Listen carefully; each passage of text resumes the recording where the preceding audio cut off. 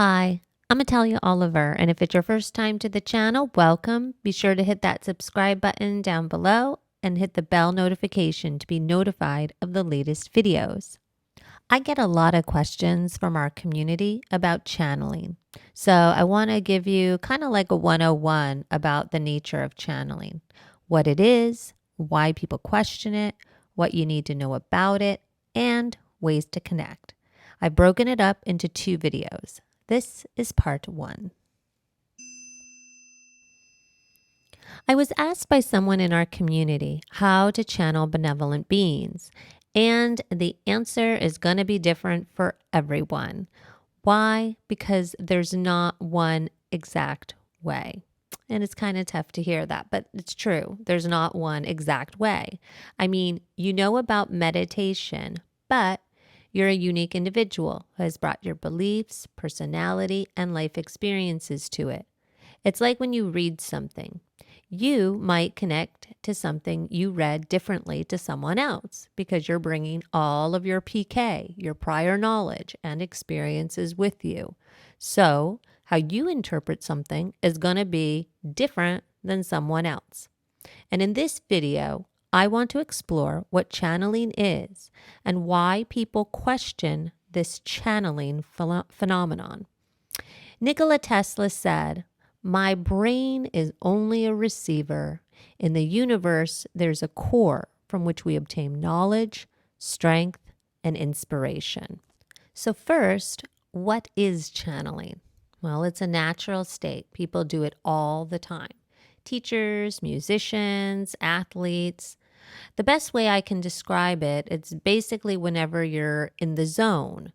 Your focus of attention is so heightened that you lose track of time.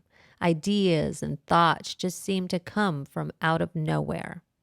Now, in physical mediumship or voice channeling, you bring in an entity that's not you.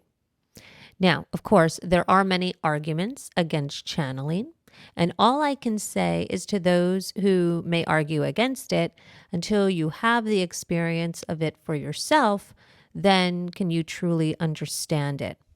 And I do think it's important to explore these reasons against channeling. A healthy amount of, I don't want to say skepticism because that implies doubt and it doesn't feel as open, like it doesn't allow for something. So I'm going to say just more critical thought or questioning with an open mind is good. It's healthy. It's important to know both sides so you're armed with more information and can make more informed decisions and opinions. Now, there are people who will say that when people channel, it's the person's imagination. Now, I'm not going to say that there aren't people who make things up for their own benefit, because you and I both know, of course there are.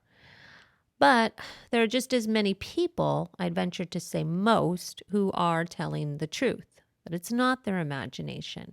And frankly, why would you want to make it up?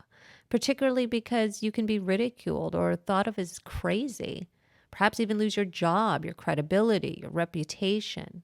And many people have.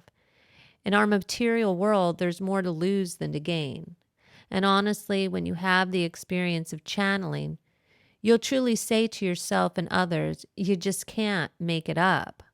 Because whatever happens can be so profound or life-altering or amazing that it's sometimes even hard for you to believe. But yes, it is real as you and me. The second reason someone might give against channeling is that you don't know who or what you're really channeling. Where's the information coming from? I do agree with this to a certain degree.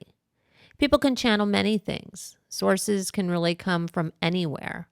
So I'll talk more about this in the next video because it has to do with channeling benevolent beings and how do you know the difference. The third reason someone might have to argue against channeling is that the person is possessed by something. In physical mediumship or channeling, though, there's no possession.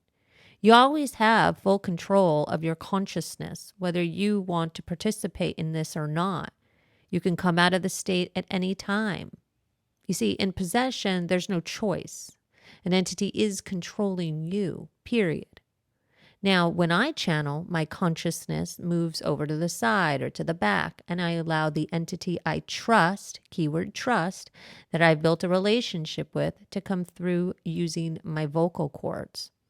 Now, you can go to my channeling playlist to meet these entities. With each of them, I've built a relationship of trust over time. I don't allow just anything or anyone to show up. If you want to learn more about how to physically channel, I offer one-on-one mentoring to guide you in your development because I said each person's process is unique.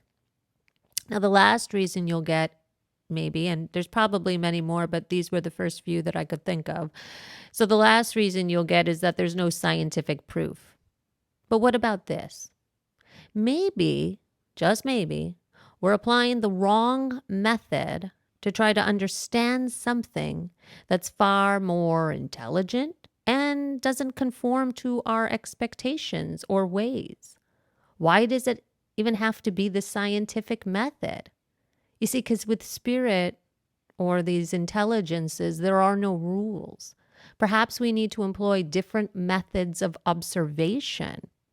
For example, for this last year, I've been working on a case study with these beings, and I can tell you it has to do far more with the nature of the relationship with these beings.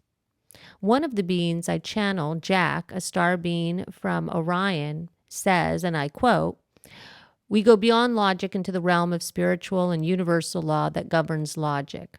It's beyond human understanding as of yet, but the way we interpret and process information is quite different from the human brain, which makes our methods different. Our integration of knowledge is at a higher level. You live in the realm of cause and effect, but we live beyond this one-to-one ratio whereby we infuse and integrate laws that do not use space and time. Space and time is irrelevant to us, so our derivations of study are quite different." So with channeling, it's really important to keep an open mind and an open heart. And it's important to know, just alternative perspectives that you may get if you are interested in pursuing channeling or going down that road. Now, in part 2, we're going to explore what you need to know about channeling and ways to connect. Thank you so much for listening. And if you like this video, please hit that thumbs up button, subscribe, and share because it really helps me. And until next time, be well and take care.